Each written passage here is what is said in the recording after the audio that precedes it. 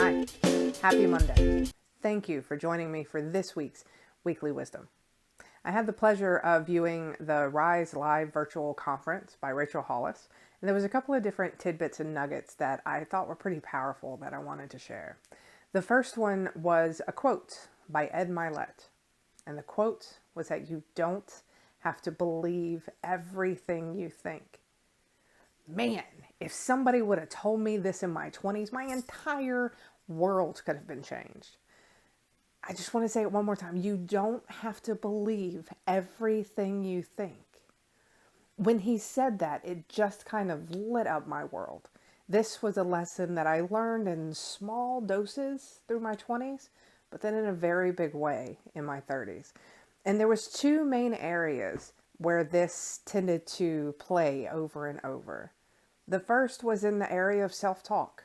I don't know about you, but the first time I heard about imposter syndrome, I felt like somebody had thrown ice cold water on me. If you're not aware of imposter syndrome is whenever you have that voice in the back of your head that tells you that if people actually knew who you were, they wouldn't listen to you. Don't understand why people listen to you. You're a fraud. Now, imposter syndrome has been something that I've dealt with my entire life. Always that little voice.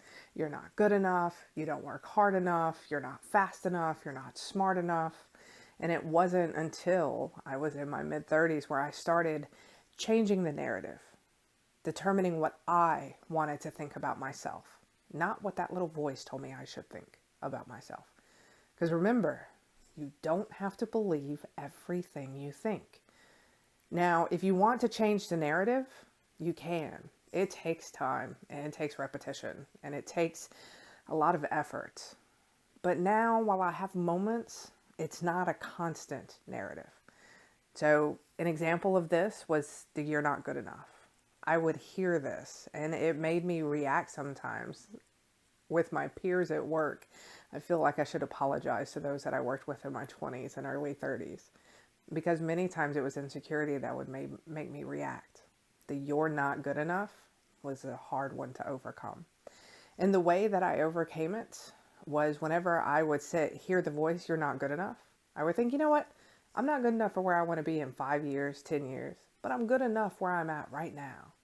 And these are the things that I'm doing to get better.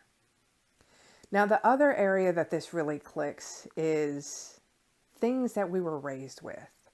Things that we were taught, things that, whether intentionally or unintentionally, don't work in the world that we live in. I can remember whenever I was a kid, I was raised in the Deep South, and I love a lot of the culture of the Deep South. Ma'am, thank you, the politeness, the courtesy, I really enjoy that part. But there were certain stereotypes. Women did this, men did this. And I remember one time I really wanted a race car. I wanted it so bad. And I was told, little girls don't play with race cars. And that always stuck with me. So my daughter, who is 4, I bought her a race car when she was 8 months old. I don't think she's ever played with it. But dang it, if she wanted the option, she was going to have the option. This was one of those things you don't have to believe everything you think. Our world today, thanks to technology and the international climate that we're currently in, changes minute by minute, second by second. If you find yourself thinking something and it doesn't really align with who you have become today, again, change the narrative. Somebody once told me that the first thought that you have is a thought that you were taught. The second thought that you have is who you are. So I give you permission today, just in case you need it. You don't have to believe what you think. Leave in the comments what you learned. I can't wait to hear from you.